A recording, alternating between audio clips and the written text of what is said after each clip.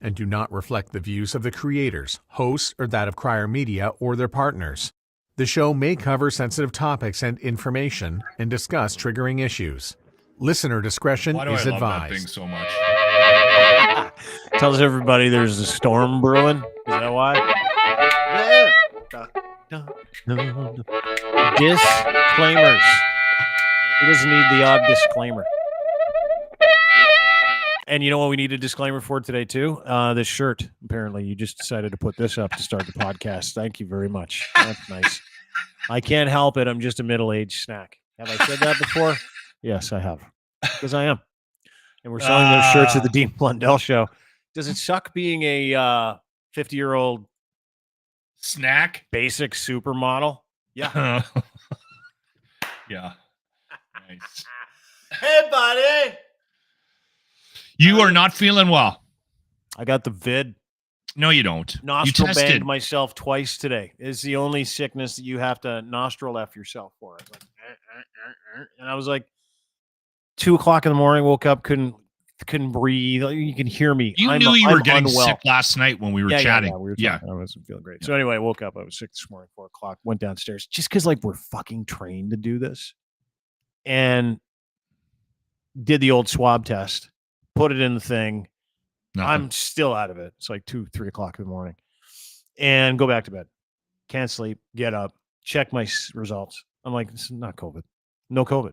And then I do another one. It's not COVID. No COVID. I did it like 4:00 in the morning. Maybe you have measles. And then I realized something. I don't even give a shit. Like, what are we doing testing for this stuff anymore? Honest to God. There's like 8,000 illnesses going around. We're in like cold and flu season. We still 12 months of the we year. still have the tests. Yeah, but like, how long do they not last? Ebola. I don't know. It's not Ebola. But like, I got 3 shots. I'm not getting another one. I have no desire to talk about it either. But then I started thinking maybe we should talk about it today because like only the people that want to continue to fight with others are like talking about it. Because literally, phone call this morning, business call. My friend, he's like, "You sound sick," and I'm like, "Yeah, I don't feel great." On to the business, and he's like, "Is it COVID?"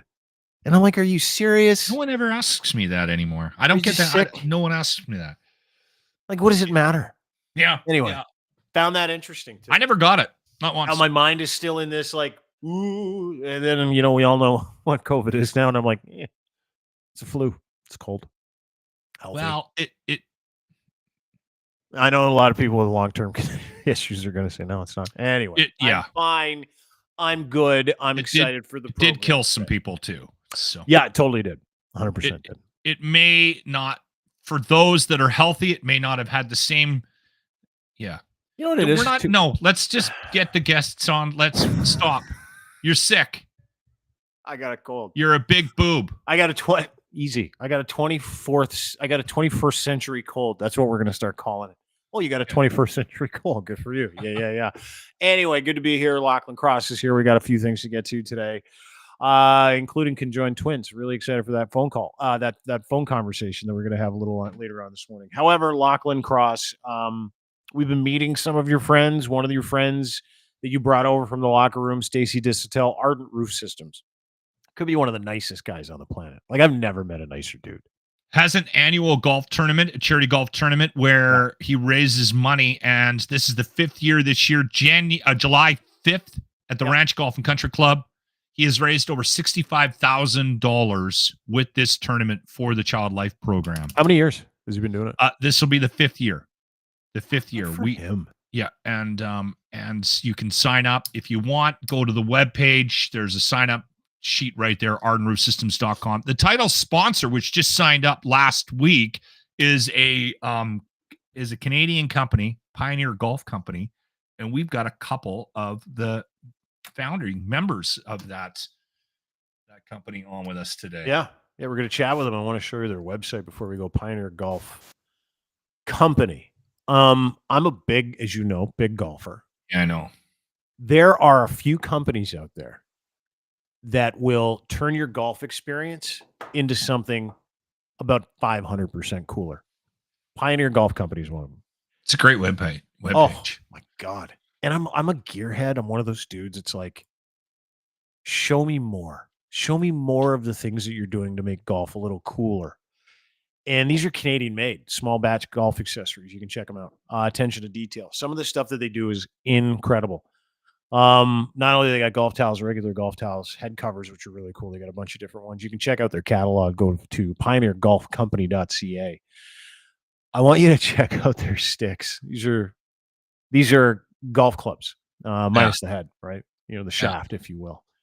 Dude, they go old school with this stuff. Oh, cool. Look at that. They got custom etching you can do, make it look like it's wood. They got junior sticks. This is like one of those things that makes golf cool. And there are a few companies out there that do that. I don't know if there are any Canadian companies out there that have been this much of a vanguard when it comes to, personalizing the golf experience to make it a little bit cooler, to make it like more of an a la carte thing. I'm not sure, but these guys are awesome. And I only got to know them because they came on as a title sponsor for the golf tournament, right? For Stacy's golf tournament with the Arden Roof Systems thing for Stoller, the Child Life Program. And they're here today, and I want to meet them. AJ and Sarah, your friends from Edmonton, Alberta, Canada. Is that correct? Bring them on. All right. AJ, Sarah. See, look at the flare they got in the background. Look at that. And you know what? Here's the thing. This is a husband and wife team. And they're smiling, and they're still business partners. Check that out. Yeah. Check it out. There's a husband and wife team, and they're smiling, and they're still business partners. Nice to meet you both. How are you? Good. Well. How are you guys? Yeah, we're really good. Really good. You're in Edmonton. Lachlan's in Edmonton. Tell me a little bit about Pioneer Golf. Did I kind of surmise what you guys do fairly well off the top? As a golfer, it's easy for me. Lachlan's not a golfer. I didn't really trust him with your reputation there for a second. No, absolutely. So we basically do small batch, high-end leather head covers, as well as some hickory alignment sticks that are fully customizable. Yeah. We recently acquired a company in the fall of last year, so we've kind of ramped up our production and what we're able to do. So doing a lot more stuff with golf courses, corporate, just kind of anything golf accessory wise, where we kind of got our fingers in it. So yeah, well, good for you because it's super cool stuff. You guys been married a long time? Yeah, it'll be 5 years as of December. Yeah. How long you been business partners? Shortly after that. Lach, could you be your business partner with your wife? Do you think that would work out? I'm gonna be very careful on how I choose my words here, but let's just say, and I love my wife. We've been together a long time. And but she's I think the professional in the family, right? Yes, the separation during the day was a strengthening position for our relationship. Yeah. I appreciated the fact that I got to go away from the house, and I think she probably benefited from me being away from not the only house on a benefited, fairly regular appreciated basis. it probably more than you, right, Sarah? Yes. Like, do we I've never not... understood that couple that gets up, they make coffee together, have a quick bite to eat, get in the car, drive to work together, and then spend a whole day working together. Herculean. I don't know how else to. How does it work, reference Sarah? that. I'm not talking to AJ right now. I'm talking to Sarah. How does it work? I So- want the truth. I think the savior here is that AJ is still working full time outside of Pioneer. So I think we still do have that separation for right now. So That's good. we're okay for right now. That's good. Just right now. I love it. She's like slow playing that one. When We're did you- okay right So now. you've been married She's for putting 5 years. AJ on the blast too. She's like, we're okay right now, aren't we, AJ? Right? Right now we are. Just Today's saying. good. Today's a good day. So you guys have been married 5 years. You got into business shortly after getting married. So when did you start Pioneer Golf Company? It would have been I guess the winter that we did get married. I'm also a bit of a golf sicko, gearhead. Always wanted different head covers, would paint fill my own irons, just try to be a little bit different. So Canadian winters, you got a lot of time sitting around with not a whole bunch to do. I had an idea that I wanted to try and make my own head covers. So spent probably a little bit too much time trying to figure it all out.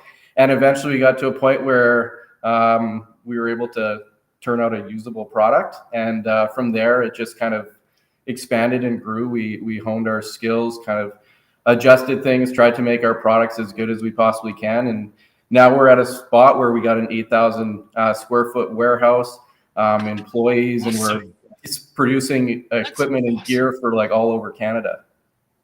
Dude, That's insane. Yeah, it's a I great love story. that story. I absolutely love that story. So you just took this passionate thing that you were a total nerd about, AJ, and you get married and your wife's like, you love this stuff too much. And you're like, I should probably do it for a living. And most people in your situation would be like, their wife wouldn't be super supportive. They'd be like, you know what? Head down, do your job, keep making the money. Let's not put out a whole bunch of capital so you can follow your passion into bankruptcy, right? But that's not the case. Like, you started this 3 years ago. So Sarah, did he have to twist your arm, or do you believe in him that much? Or were you like, oh, maybe he's just really good at this stuff?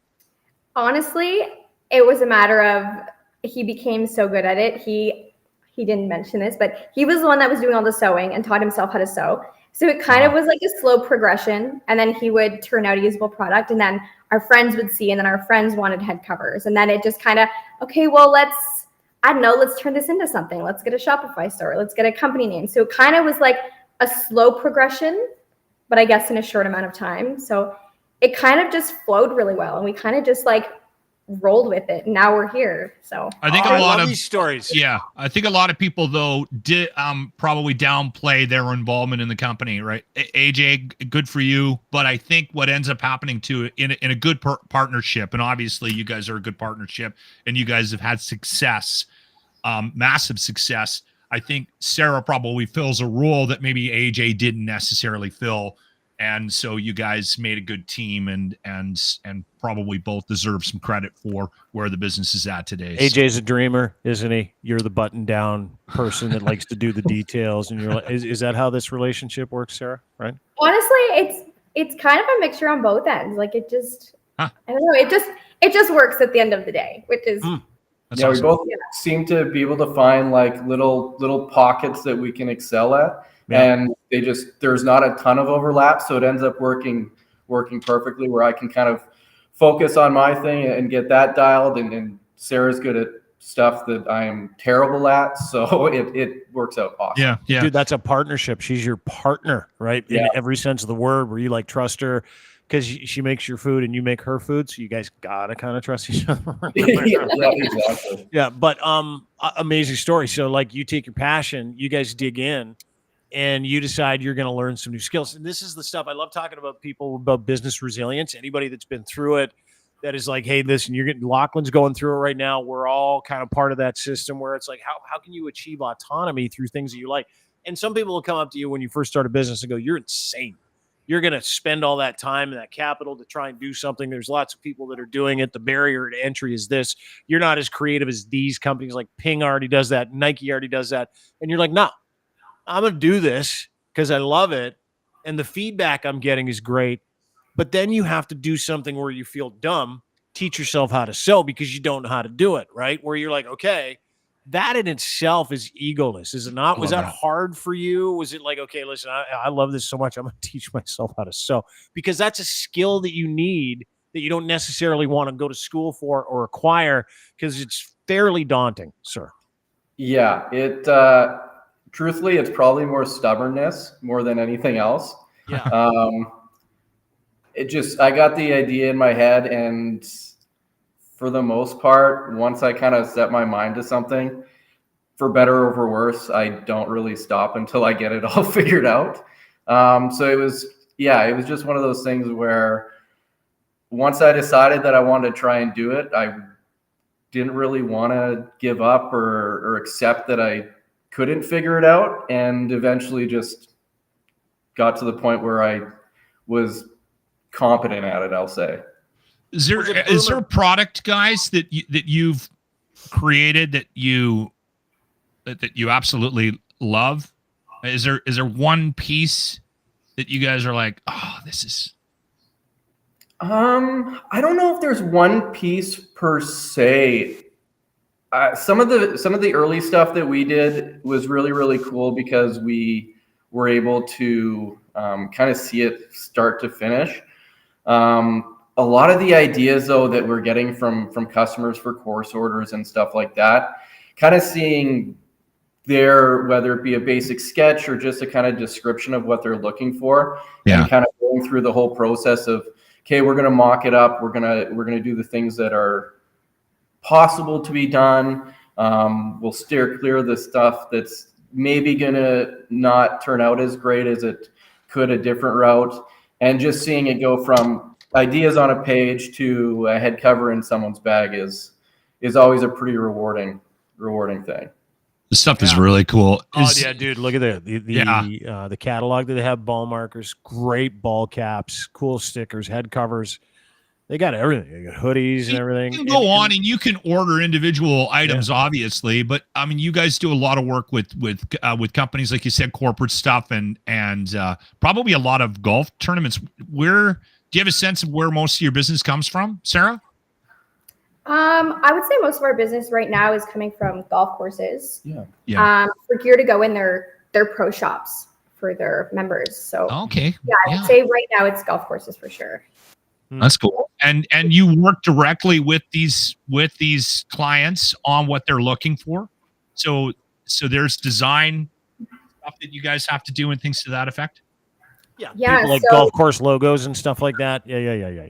Yeah, absolutely. Yeah. Yeah, we have we'll have like stock designs that we can plug and play logos into. Yeah.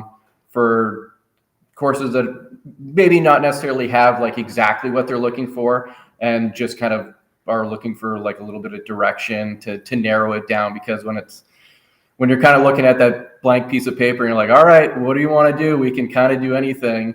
At times that's almost so daunting that having 10 or 12 different designs that you can change colors, add logos to, things like that, it just seems a little bit on the easier side. Yeah, I guess it would be. It's interesting because everybody that loves the game, if you do love the game, you love all parts of the game if you're a golfer, right? And the part of the game that a lot of people love that goes unheralded, right, is the actual fashion of the game. But it's not even necessarily what you're wearing, right? It's how does your bag look? Do you have a lot of flair on your bag? Is it a little bit different? And it's amazing when you show up to the golf course with like a completely different set of clubs, how you get guys that come over to you. Literally, I'm sure you do every time you show up, because you've got a bag full of Pioneer Golf Company stuff that's super, super a la carte, right? Super unique and interesting. But you get these dudes. Like you could be on the tee block. There's like a couple other foursomes kind of warming up on the putting green. And like someone sees a cool head cover or a cool stick and they're like, what is that? They get like drawn to it. It's like golf guys are crazy. Like the most rabid people. Yeah. You must have that, right? Guys that are like, I love all your stuff. Send me everything. I'll whatever I want. Put my credit card on file. Send me all the new shit all the time. That's how crazy people are for golf gear now, right? Yeah, it's definitely a bit of a niche market, but it's strong. There's a lot of passion. There's a few, like quite a few companies that do unreal work. And it's neat to see the different styles and varieties that people do come up with.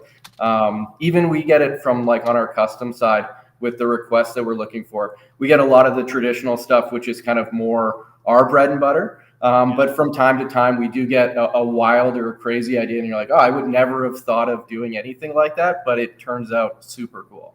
Do you ever say no to any designs? You ever go, yeah, listen, we can't do something that looks like genitalia? No? Kind of like the license plates. I Have to say no every once in a while. Yeah. Yeah. Like custom jerseys in the NFL shop, there's a whole list of things you can't see. You can't say. Do you have a list of things that you won't build for people or put on a head cover? You know what? We haven't really run into that yet. That might be something where we're building the plane while it's in the air and just kind of making those decisions as they come. Yeah. Or you do that, you'll make something that you're like, hey, listen, I don't want to tell people that we made this. It's just the guy paid a lot of money for it. We cannot put our logo on it. Yeah. Have you done that? We did a unique retirement piece actually for Tyler Ennis. We're Oh, wow.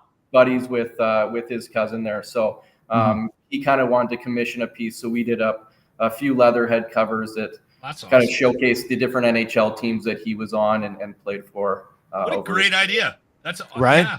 Yeah. So you had to Where make do you- like 60 head covers because Tyler Ennis played for 6 different teams. I was just going to say You that. just put all the different logos on one head cover.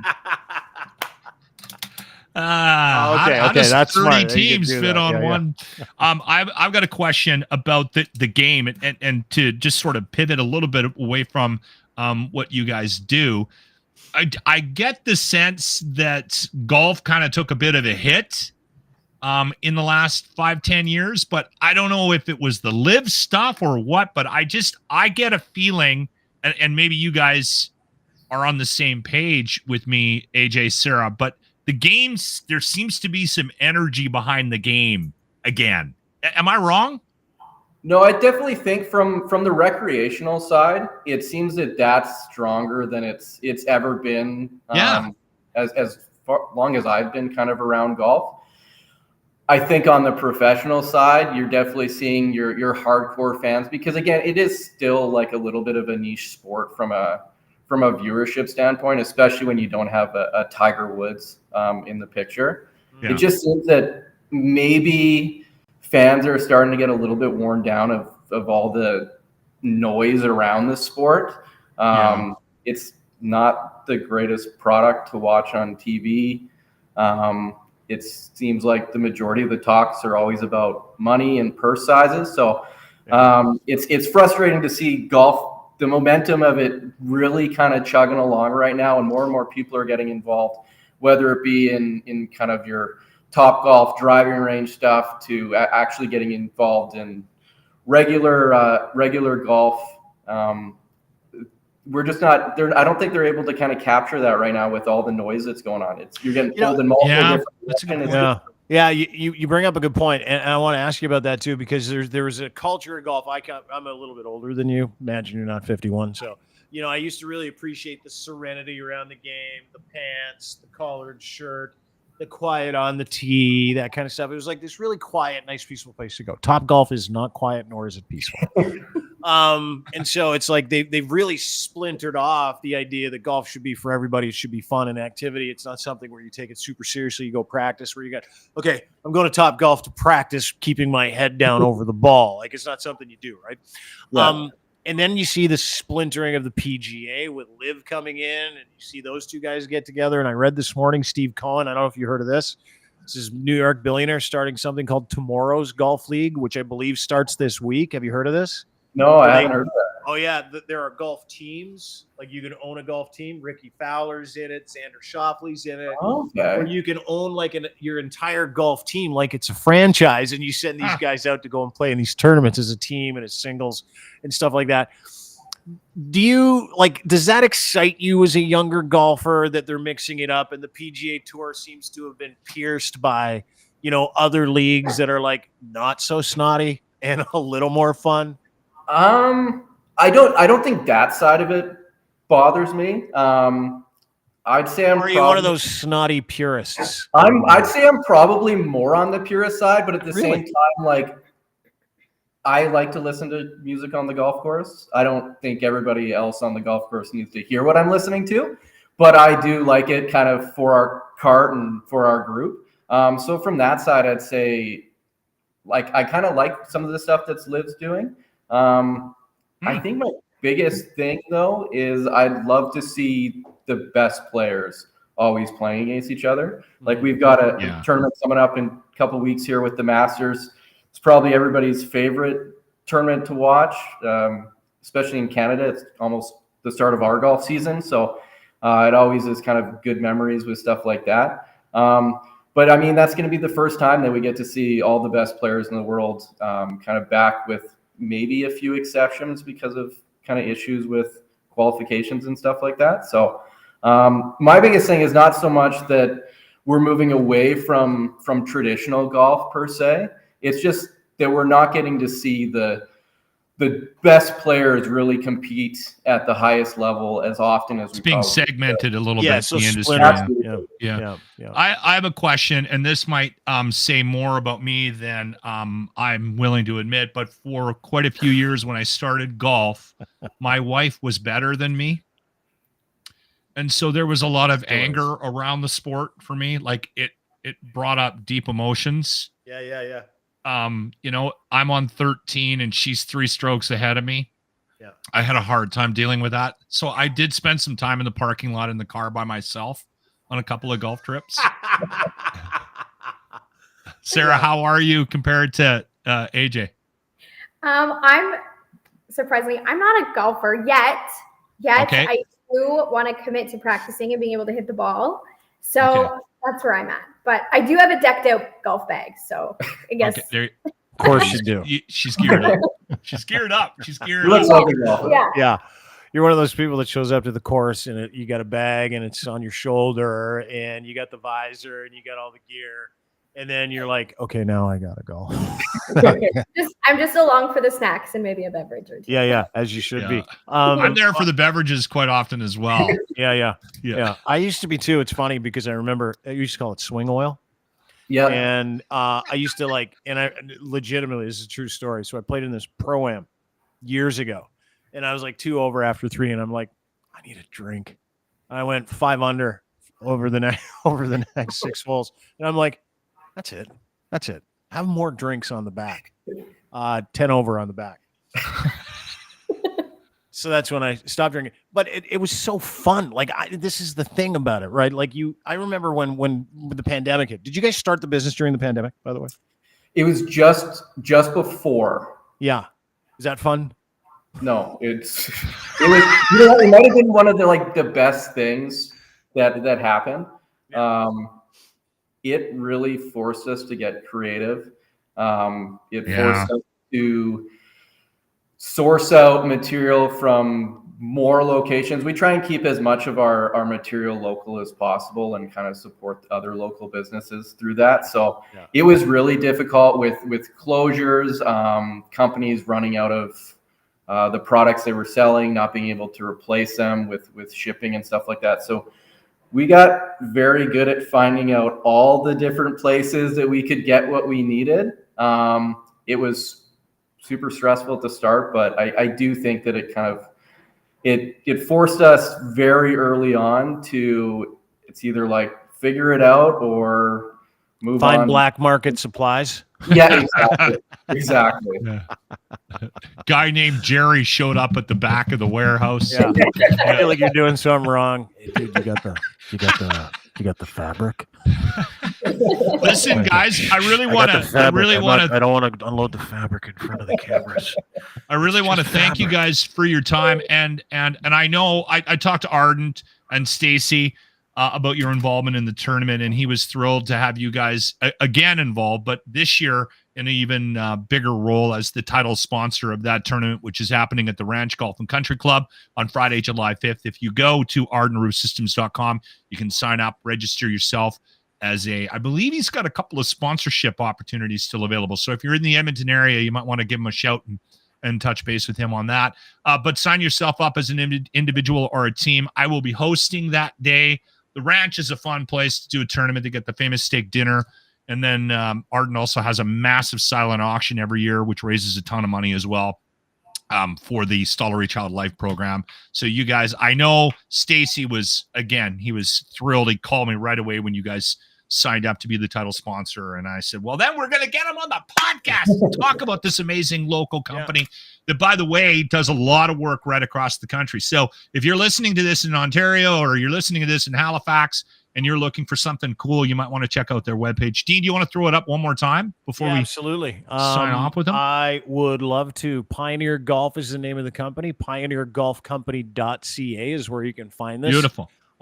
These are good people, salt of the earth people from Great Edmonton, webpage, too. Alberta, Canada, and they make incredible flair for golf. Yeah. The small batch stuff that you're looking for, kind of personalize your golf game a little bit, towels, accessories. They've got unbelievable sticks. Do you have some X stiffs in there? X stiffs, maybe an inch longer than normal. Yeah, no, X stiffs for Dino. No, I need a little bit longer, and I need it to be a lot like a hockey stick. It's a lie. He doesn't know what he needs. He has no idea what he needs. He just wants some free stuff. Don't give it to him. I swing as hard as I can. Yeah. But dude, check this out. This is for every Canadian company. You can buy from anywhere, but you should buy Canadian from people who legitimately started this and decided to be part of this business because they love it. And they're a great little Canadian success story. And I'm pretty sure that's Phil Mickelson's butt in the front page of the picture. I could be wrong. Phil's bum? Is that Phil's bum? A bunch of them. That's AJ's bum. That's AJ's bum. Is that your bum? That's a AJ? golfer's bum. Great Look rig, at that. dude. Yeah, you nice little golf rig on you. Yeah, golfer and hockey player. Oh, yeah. I see So why you got Sarah's in bad love. knees. Yeah. Sarah, AJ, thanks so much. PioneerGolfCompany.ca is where you can check these guys out. Title sponsor for the Ardent Roof Systems Stollery Child Life Program Invitational, where you can sign up. Go to I think you just made up a whole new name for the golf tournament. That's awesome, Dean. Yeah, well, It's the NyQuil. Dayquil. On two of them. AJ, sorry, I didn't mean to be super greased up on cold medication. It's all good. It's all good. No, Hey, thank you fun. guys. We Yeah, really thanks. appreciate you taking some time this morning. That's awesome. Thank you Thank so you. much. Appreciate it, guys. Anytime. Appreciate it. They're nice people. Look at that business. Go check out that webpage. I love successful people. I love people that start something from nothing. Yeah, it's so good. You know what I mean? Yeah, it is. And again, like we've had this conversation multiple times, right? Where we bring somebody on and we're like, we'll be 10 minutes with you, and then we spend 30 minutes with them, right? Yeah. Yeah, it won't because take their 10 story minutes is so of cool. your time. Yeah. Yeah, dude. There should be like a whole podcast. I was thinking about this the other day. A whole podcast on just everyday Canadians who just followed their passion into commerce. You know what I mean? I'm Yeah. fascinated by those people. Like AJ, Sarah, husband and wife couple. It's got a passion. wiring. He's a gearhead. His wife's like, "You love it so much, Yeah. you should get into business." And he's like, "Done." Learns Yeah. how to sew. They're laughing in the background right now, looking at me because she's like, "That's exactly what happened." I'm like, "Yeah, no kidding. That's exactly what happened." Good for them. And you see how like they're making a go of it. 8,000 square foot warehouse out of Edmonton, Alberta. Yeah. Winter 6 months of the year. They're this burgeoning little golf company. You know why? Because they care. You They know, care about what they do. I will say this. Listen, I'm not suggesting that there aren't people that are successful in other parts of the country, but there is a sense of sort of entrepreneurial spirit in Alberta Mhm. that you don't get in other parts of the country. You honestly, Dean, you don't. Like we got a hardy bunch here, and we Big got time. people that take chances on things. It's a very charitable province, and Mhm. it is a very hardy province. And there's again, that's why I get a little bit twitchy when we start shit talking, because it's all based on the The West. politics, right? It's based on the politics. There's good people here and hardworking, and yeah. You know what I was thinking about it? We were talking about COVID off the top. And we talked yesterday, a couple days ago, about how the things that we thought were real are not so real anymore, right? Like the truth yesterday wasn't the truth today. We talk about serious stuff here. We also have fun. And I was thinking about it a lot this last week. And it's got nothing to do with the fact that I've got Ebola right now. But I was thinking about it and I thought, over the last 3-4 years, we've completely ignored the good parts of people that have different perspectives in one aspect of their lives. Mhm. And because of that one aspect of their lives, we've just written people off. Yeah. Right. Well, And it's not even something anybody can control. And because people have these thoughts or ideas, and yes, there are people that have hateful ideas. I get that. Yeah. But there's also people on every side of from every group that misrepresent the entire group because they have hateful perspectives. And I'm so tired of the way that we have treated each other over the past 3-4 years. and everyone's guilty. Like everybody. I'm guilty. You're guilty. Well, I'm not I'm as less guilty. guilty than you in everything. Just No, 'cause. Can I say something? Because it's interesting that we're having this conversation. So we do this Please. retro replay of the day from the locker room. Yeah. So I've been going back. I have like every moment of the show that we did for 9 years, like archived. And so I've been remembering breaks that we've done, and I'll go back and try to find them. And for whatever reason, I think it was like last couple of days, I've been around March, April, May of 2020. Mhm. And I've been listening to those shows, and I was curious. I stopped and paid attention to how we navigated this. And you know what? It's interesting. I was saying this right out of the gates. I was saying, like we're just doing our best to digest this information and try to, I'm trying not to have an opinion one way or the other. I want to do the right thing, but at the same time, my brain, the way it's wired is I automatically go towards, I don't trust somebody telling me that I have to do this. Right. So there was this struggle and this back and forth. And I remember it quite clearly, especially after going back and revisiting some of these conversations that we were having.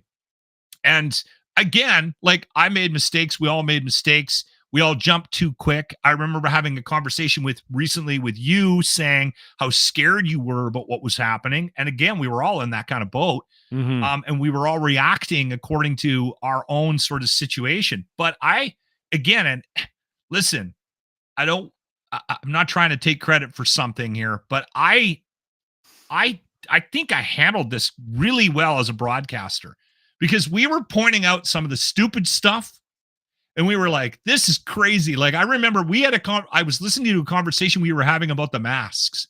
And this was before anybody was all wound up about masks. It was like literally very early on in the conversation.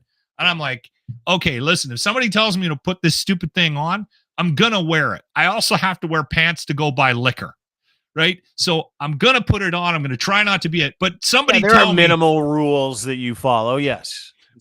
but I remember saying out loud, is this really going to protect me from a deadly disease? It's a piece of cloth that my wife sewed in the kitchen, right?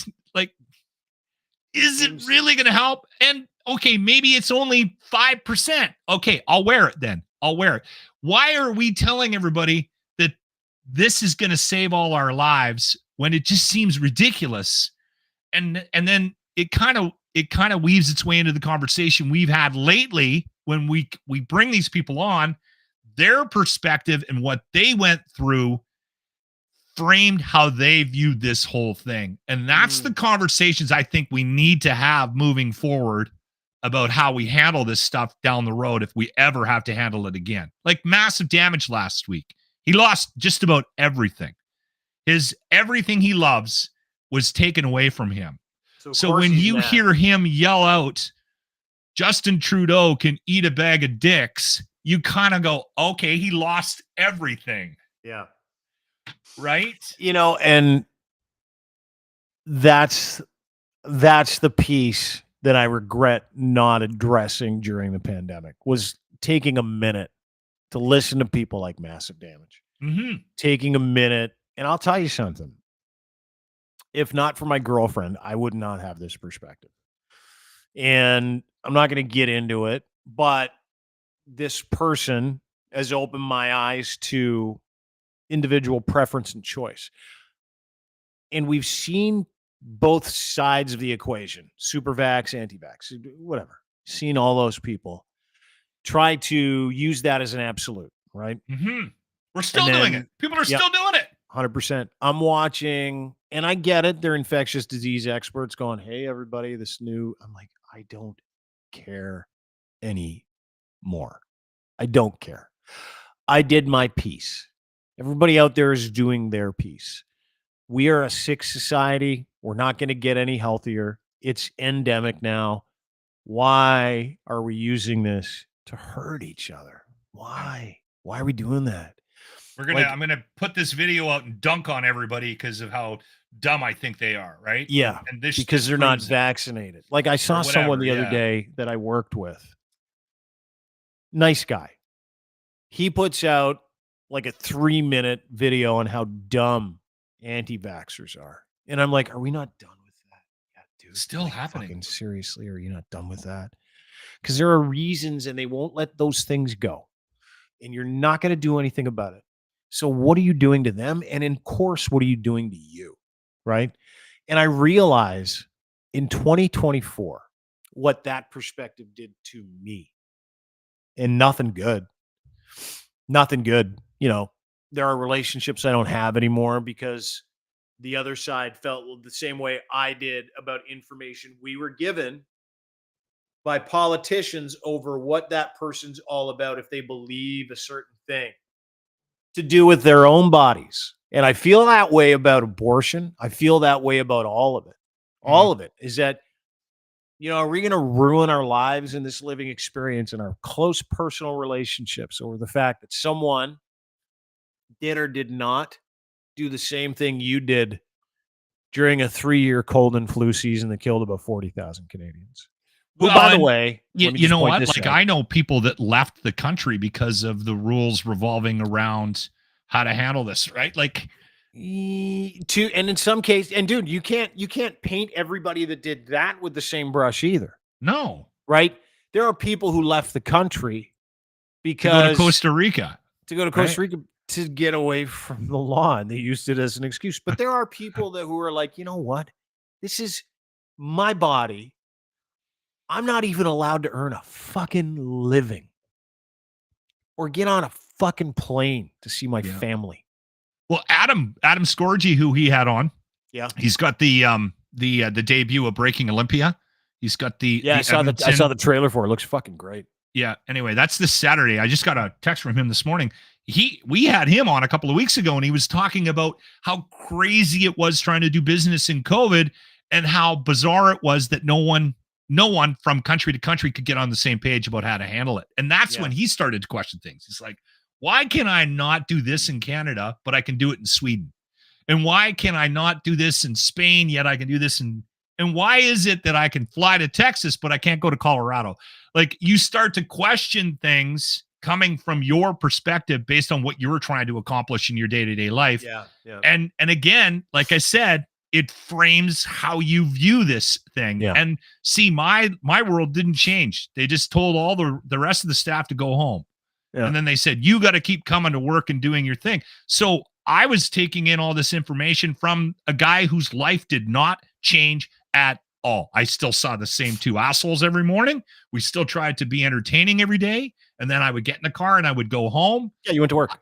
Yeah, I went to work. I just wasn't doing any events. So I was like, all right, okay, well, this must be normal. Like the rest of the world's doing this, right? No, the rest of the world wasn't doing it. Everyone was trying floundering. We did a little social experiment yesterday on the show. You want to read those tweets now? I would love to. Yeah. How This angry kind of people ties are. into the conversation that we were having. And dude, you know who did this? Yeah, I'll tell you who did this, right? Political culture. Yes. They did this to us. They did this to us. And we that kind of need is to be aware of that. I think that needs to. well, I think people are catching on. Like, you know, I'm a very, very serious apolitical asshole, right? Like, I don't like any party. I don't like You any have group. to be. I don't You like have any to be culture. nowadays. And people are starting to catch on. Like yesterday, we had that tax conversation, the carbon tax. By the way, saw a bunch of people in Alberta protesting fuck Trudeau flags yesterday. Well, they were doing it right across the country, just so you know, not just Alberta. Well, I'm not There you go. So you're doing it right now. It doesn't You're doing exactly what you said you didn't want to do. No, it doesn't upset me anymore because I'm like, oh, I get it. I get why you hate him. I mean, I don't get why you spend a whole day, decal your whole car, waste a bunch of money and time on it. But hey, you do you, boo. You do you. You hate what you want to Listen, hate. whoever came up with the fuck Trudeau design deserves some kind of an award because it's actually not a bad looking design. I think it it's looked the- really good on the back of the Subaru for about. I think it's 6 the month period. I think it's one or two of the Canada Proud people, same people that are suing us for hundreds of thousands of dollars. For Well, they're suggesting really that good on that program that made hell that of a design. fucking flag design. Yeah, it's really taken off. So here, I'll show you a couple of the. Yeah, the tweets.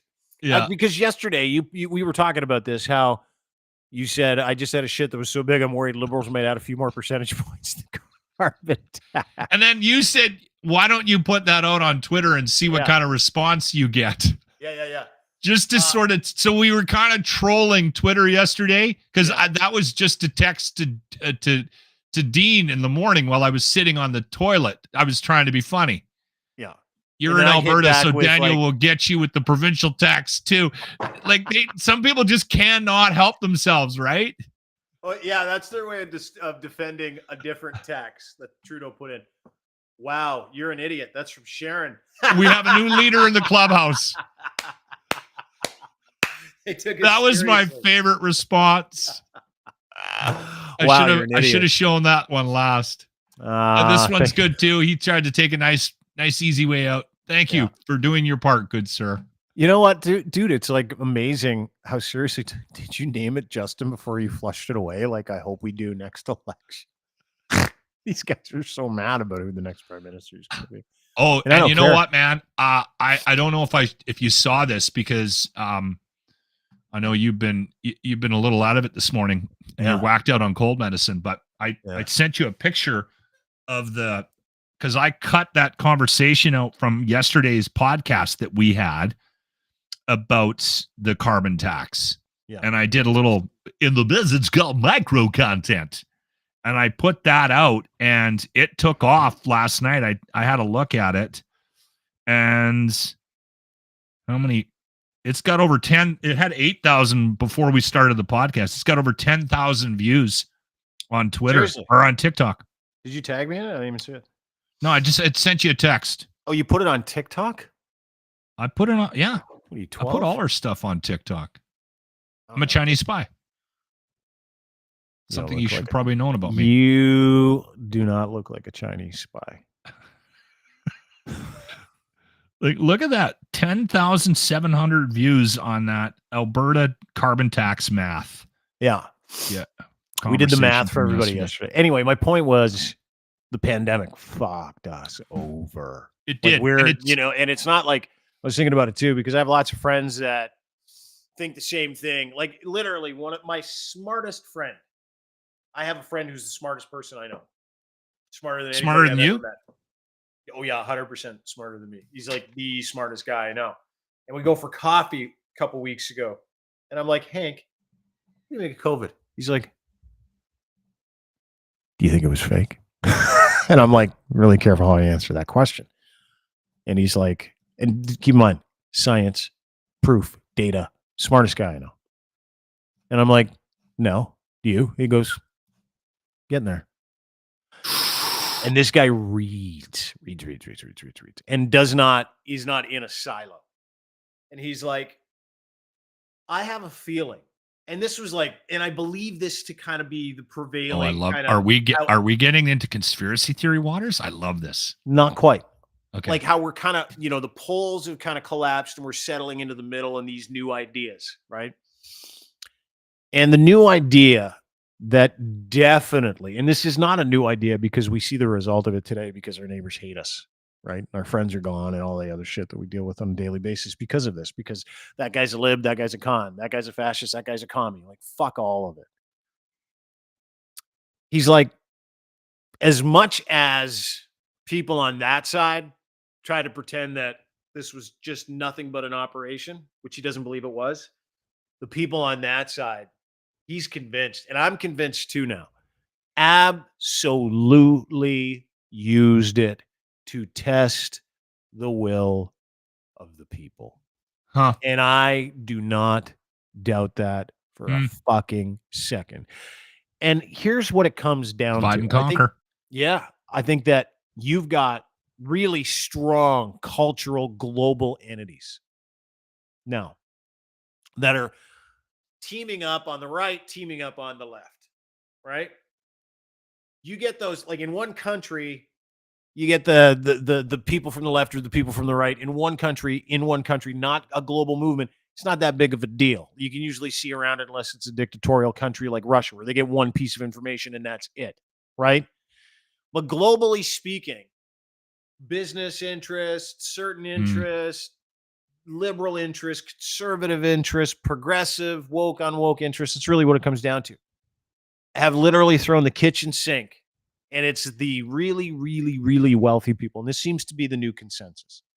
Really wealthy people took us for a fucking ride over the past 3 years, trying to convince us that we needed to get on one of those sides, right? I had a real problem just in the same vein. Just I don't want to interrupt your flow. Am I here, making but sense?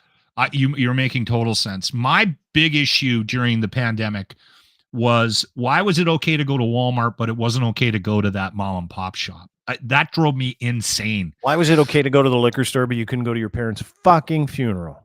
Yeah. How was a there was lockdown a lot of, okay? yeah. How was a lockdown okay in this country?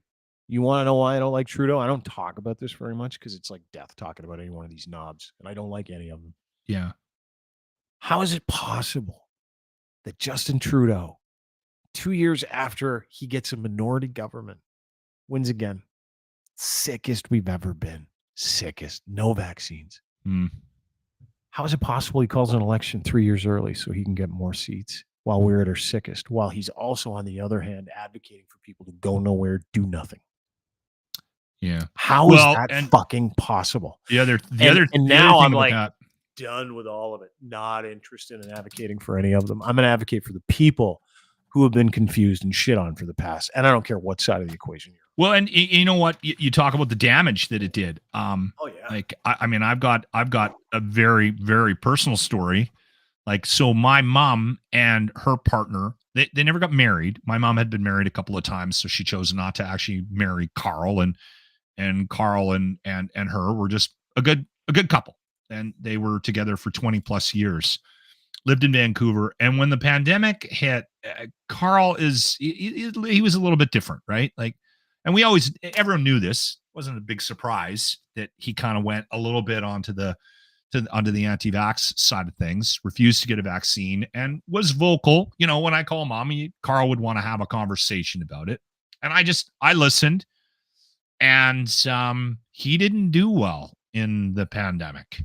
And he succumbed to cancer a couple of months back. We actually have a ceremony in Vancouver. It's kind of, he jokingly told my mom years ago that if he passed away before her, he wanted her to steal. There's a ship in the lagoon in English Bay in Vancouver. He wanted her to steal that, put his body on the ship, and burn it in Vancouver. And so she's got his ashes. He's been cremated, and she bought this replica boat online, and we're going to put it in the water. And I said, do I get to shoot it with a crossbow with a flaming Like a Viking? So we're still going back and forth about that. Yeah. So we're going down there to celebrate Carl's life. But Carl effectively, and again, this is going to sound harsh, but he killed himself with alcohol during the pandemic. He did not cope well, and drank very heavily, did not do well during the pandemic, and had a belief structure that was difficult to be. He ostracized himself from a lot of people. Yeah. And the only reason I bring it up is I like, Carl was a really good guy, like a very good man, and he just couldn't buy into what was happening. And whereas I was trying to do what I thought was the right, I think a lot of us were trying to do what we thought was the right thing. You were doing what you needed to do. I mean, I was trying to do what I needed to do. And it was a difficult time, because if you do what we do, if you create content, you're having daily meetings with people that also have very strong opinions. Yeah. And so there was this push and pull, and it was difficult to figure out who stood where and how you should present yourself. And we're still dealing with that. And, you know, there are probably people that would never come onto this podcast because of their perceived idea of what my opinion was during COVID, and maybe yours. Right?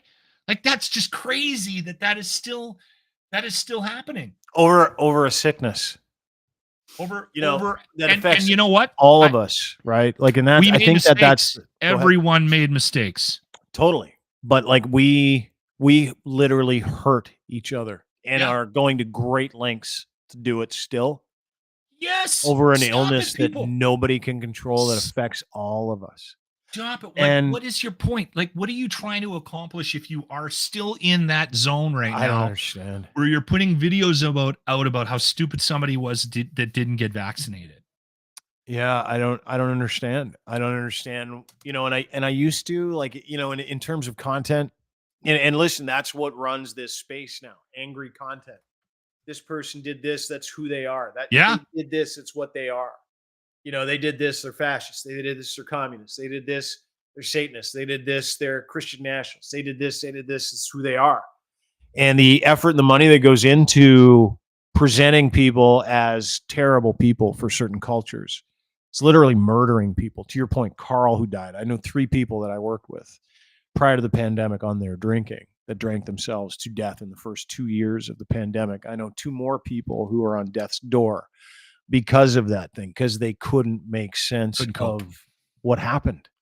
How do I deal with this? And their coping mechanisms are alcohol, so they double down and makes all the sense in the world. But are we done yet? I think that's the question I think everybody has to ask themselves.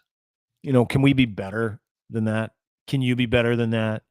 Can you be better than literally hurting your neighbor, a human being who's on their journey of life, and you're throwing logs at them, you're blow darts at them while they're Mhm. trying to figure it out, and they're doing the same to you because you disagree on medicine that you don't understand, or you disagree on an illness that you don't quite understand, which was a terrible time for everybody.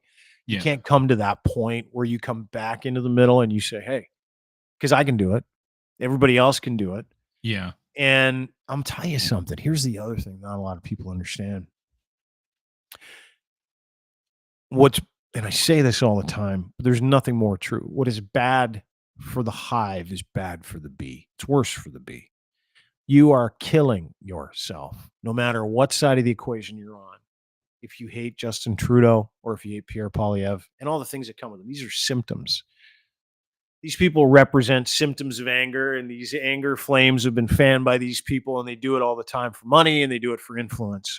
And that is the world we live in. And if you cannot understand that, and if you're going to take the side of any institution that's telling you who to be mad at, as opposed to going to that person and having that conversation yourself about with that human being, listen, I am friends with certain people like David Parker, other people who you'd go, you hang out with that guy. He has such different, like, what? Yeah, I do. For one reason only. They're nice to me. To I get like them. perspective, though, too. And they give That's me something perspective on what that's they have. something you have. That's a gear I've seen you grab here in the last couple of months that I find interesting. Well, that- we That we you're might listening think we're and you're right trying to Yeah. open up your mind to another idea. Well, we might think that we're right in a moment, right? Yeah. Like, there's so many people out there that are hardened to their perspectives of what they're right. And I still believe what I believe. What I believe is right for me might not be right for you anymore. And that's okay. And I want you to be happy. I don't know what that is or what that looks like for you or for anybody else. And I can't speak to your experiences. So why would I subject you to how I feel about myself and say, you got to do the same because this is my path. This is what I do. Not a lot of people want to walk a mile in my shoes.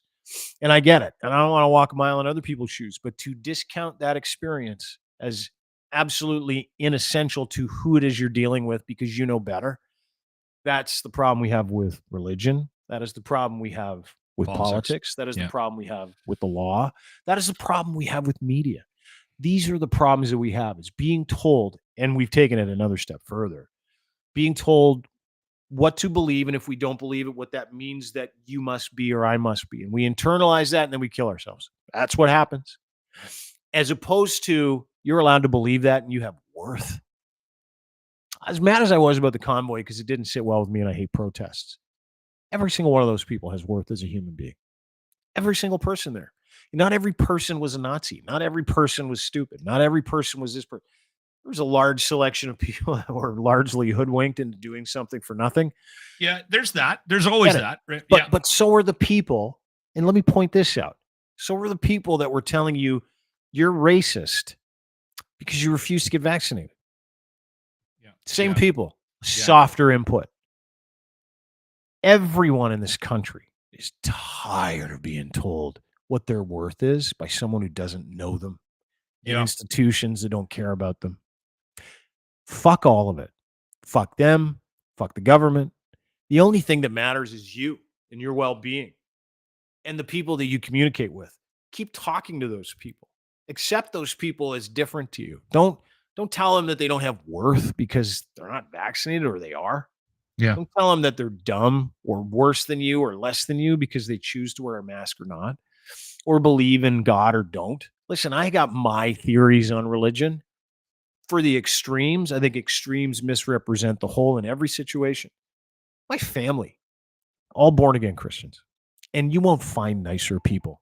You won't find more loving, accepting people. They're real Christians in my mind. They're misrepresented by other people. But for a long time, I take this tack that you guys are nothing because you believe in this weird thing that I don't believe in, man, that's wrong too. Yeah. So for everybody that has the opportunity to go back, we're doing this in a podcast. And reason why we're doing this in a podcast, because it needs to be on the record. Like when you decide you're not going to drink anymore and you're going to take that stand.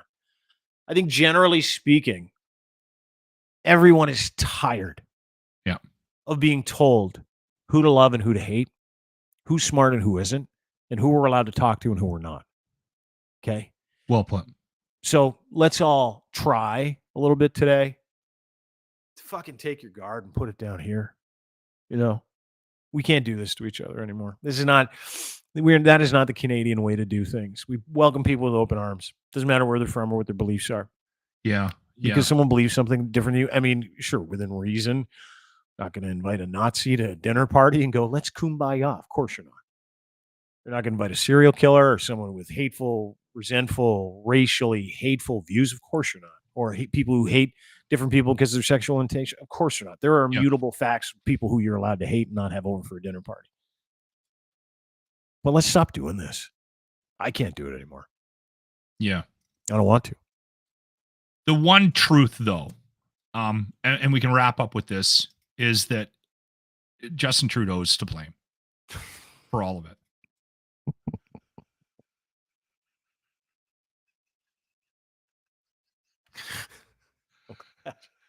Glad you ended there. Okay, no, hold on. Let's get the retro replay. You're going to like the retro replay of the day. Okay. All right. This is a brought fun to you one. by Ardent Roof Systems. Yes. The Lock Retro Replay. Pointless work meetings are actually a form of therapy, is what this study says. We've all done the that could have been an email thing, right? Which a lot of people are also learning now that they're working from home. They're like, wow, a lot of this can just be done through email. Yes, they're saying even though some of those meetings can feel meaningless, they're actually therapeutic for a lot of people because they offer you Explain that to me. They offer you a chance to go into a room and complain about everyone and have your coworkers acknowledge it, which happens not a lot here, but we have staff meetings, and a lot of times it's just us telling stories, making fun of people. Okay. Right? It's like a good bonding thing almost. My problem with pointless meetings is, do I want to say this on Our meetings are usually way longer because of you. Okay. That's actually a really For good a while point. there, we Hold were on. tracking your talk time during them. To start a stopwatch every time you talk. True story. Because I'm a dick, and it's my passive-aggressive nature. So I do that to be an a-hole. Right. If we're going to do a pointless meeting, then I'm going to make it really pointless, and I'm going to talk for 23 minutes of the 33-minute meeting. Does Right? it feel therapeutic for you to do that? No! I know what I'm doing. They found It's premeditated. They found that a lot of managers don't really know what they're doing, which is why you end up with a lot of meetings. Because the response to not really knowing what you're doing is to just schedule more meetings. And they're saying a lot of people spend half their workday just in meetings. Oh my God! There's somebody driving into work right now that wants to drive into ongoing traffic because of this conversation, because they know their entire day is going to be a meeting. It's just going to be them. And if they're working from home, they'll be on Zoom or Skype with people. And I'm not a meeting guy. Tell me what we need done. Yeah. And I'll go do it. Meetings for the sake of meetings not your cup of tea. drive me insane. I don't. But apparently. If you're the meeting holder, though, evaluate that. Why are you doing this? Because it's therapeutic. Like I've dealt with some managers that a meeting like that it justifies their existence. We just said that. I know. I was just Yeah. That's re-exaggerating. That could have been. What was that word? I have no idea. Exaggerated. Okay. All right. Spell that for me. The Locker Room Retro Replay of the day brought to you by Ardent Roof Systems. Sign up for their golf tournament. Get a quote from those beautiful people. If you're in the Edmonton area, Alberta area, ardentroofsystems.com. You know what my favorite meeting was the meeting in radio, and this was a big one. A meeting to plan the meeting. Remember those meetings you'd have at work? You'd be like, why are we having a meeting to plan the meeting? Why don't you just send me an email and say, here's the plan? He's like, well, I want input into what we're talking about. Why don't we just do that one meeting where everybody brings his stuff and we just throw it out there and we start talking? Unorganized. And I remember saying to my boss at the time, his name was Dave, I don't want to give his last name. Doesn't matter. Piece of shit. I remember saying to him, Does "Are it we start just with an F? doing-" Yeah. Are we just doing this so you can pretend like you're in charge? Like, is that why we're doing this? Yes. And he lost his mind. And as soon as he lost his mind, he was done yelling. I went, so it is true. You're doing this to look like you care, and you don't. We're having a meeting to plan the next meeting, and then it's going to be a brainstorming session. And then he was like, That's the other one I love. we're The gonna brainstorming. we're gonna brainstorm for a meeting. Isn't that called a meeting? Anyway, so I remember when he said to me, it's an attitude like that that'll get you kicked out of this meeting. And I'm like, Can I go now? you don't say. And I got kicked out of the meeting. Anyway. Thanks, dude. Good to see you. Yeah. Oh, by the way, Monster Pro Wrestling, Alberta Avenue Community Center. Tickets, you can get them at the door. If you want them in advance and you're interested in information, you can just send me a note. I'll send you the info on that.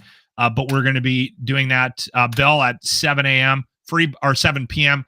free parking, and the guest list is over full. So please stop sending me requests to get on the guest list. Yeah, what does it cost? $15 to go see the show? It's $20 in advance, $25 at the door. There you go. $25. You're supporting some guys that are putting on a great show. Monster Pro Wrestling this Friday. All the details on Lachlan's Twitter feed, and send him an email if you want to get on a list. You're not allowed to be on anymore. No, stop promoting the But list. you'll tell people where it is. That's Okay, my all right. point. Yeah, Yeah, at okay. Lachlan Cross on Twitter. Thanks for doing this, dude. Great to see you. That was a good one.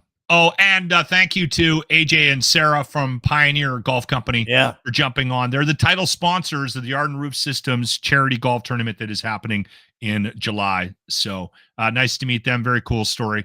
Dean, go get Thanks, better. buddy. Yeah, Go get a nap in. I'm gonna. Thanks, Yeah. buddy. Lachlan Cross. You can get him on Twitter at Lachlan Cross. He's the host of the Locker Room merch page, Locker Room YouTube page as well. Go and subscribe for that. And thanks, everybody. Really appreciate being part of the show. I'm going to get out of here. Maybe some tea. The show is always brought to you by our friends at Cantork. Go to cantork.com for more information about how you can get unparalleled expertise on industrial torque tools. They make Canada's leading industrial tool experts make it look easy. Sales, service, rentals, calibration, fabrication. They've been making torque wrenches the best in the world out of Edmonton, Alberta, Canada for the last 20 years for heavy industry around the world, nuclear, railroad, steel, forestry. And they're the best in the world at it, so much so, and so proud of the fact they do it in Canada. They put a maple leaf on every one of their products, which you can check out on their brand new website. Go to cantork.com today. Torque wrenches, flange systems, tension tools. They make top-of-the-line stuff for custom people that need a custom job for any bolting need, loosening and fastening, saving you time, effort, and hassle. They're your one-stop shop for all of it. Go to cantork.com for more information today. As well, we're brought to you by our friends at Rome.auto. Go to Rome.auto for more details. Rome with Dean is your promo code. Listen, friends, once in a while, a company comes along and they're like, here's an idea. People don't want to buy cars off the lot, lose 20% of their value the second that they turn left or right out of that car lot. And they want to know the complete history of the vehicle, and they don't feel like mitigating it, and they don't want to get into 7-year leases that cost them double the amount the cars. Dude, you don't want to do any of that stuff. You don't want to pay for insurance. You don't want to pay for routine maintenance. You don't want to pay for roadside assistance. Should be included in every car you buy. It is now included in the cars you subscribe to. Rome.auto is in the Greater Toronto area. They're changing the economy of car buying with a car subscription, insurance, routine maintenance, roadside assistance included. Everything except for fuel. There's no lease or interest payments. Simply pay as you go. Flexible monthly payments. 1 month, 3 months, 6 months. Home delivery and valet service available.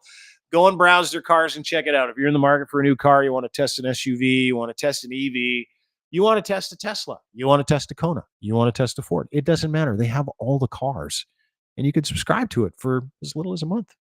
1 low interest, no interest payment, insurance, routine maintenance, everything included. Go to Rome.auto. Rome with Dean is your promo code. By the way, Rome with Dean, that promo code gets you $150 off. It's a great deal. Also, we're not brought to you by the Pope. Wrong slide. Brought to you by our friends over at FactCheck. Go to factcheck.io and check into their brand new software. It's a disinformation killer. FAKTCHEK.io. If you believe in what you read and you never question anything, don't download this. It'll destroy your faith in humanity because it gives you the truth. It gives you the source, the origin, epistemology of a tweet or a news story. It tells you who's tweeted what, who said what, where it came from. And the where is as important as the what is as important as the why in disinformation. We give you all of that in a beautiful summary that you can send back to Correct the Record into social media, wherever you got that lie from, or if you want to correct the record, or if you're just tired of being gaslit and you need a buddy that helps you out on every app that you're on that tells you something that you know is untrue, go to factcheck.io, be part of their disinformation killing beta test team, factchek.io.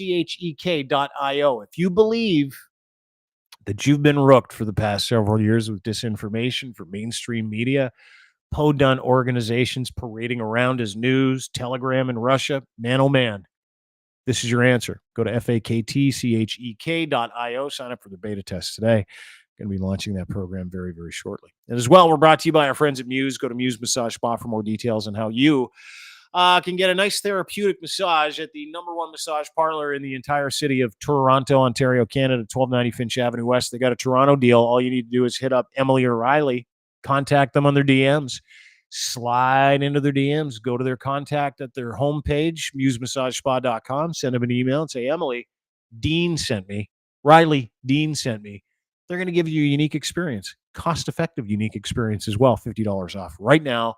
And don't forget, they've got this incredible podcast where they walk you through the world of what it's like to be an advocate for sex workers in the sex work industry, to educate you as far as healthy relationships go. They're both sexologists, smart ladies, good human beings. Spent a lot of time with Emily on the phone yesterday, as a matter of fact. Maybe one of the smartest people I know. And so accepting of everybody. And it doesn't matter where you're from. They welcome your kink. I believe it's like fetish month or not. I think it's like fetish month there. I'm not too sure. Anyway, go to Muse Massage Spa. Find out for yourself. Download their podcast, Muse on the Mic. Patreon, YouTube as well. Have a great day, everybody. Really appreciate you spending time here. And I meant what I said today. Just relax. You don't need to be so angry. Bro, you mad, bro? Don't be so mad anymore. Nothing to be crazy about. I'm not even mad. I'm sick as F. Sick AF, as they say. Not that it matters. It's a cold. Been around for generations. Think I'll make it. Bye.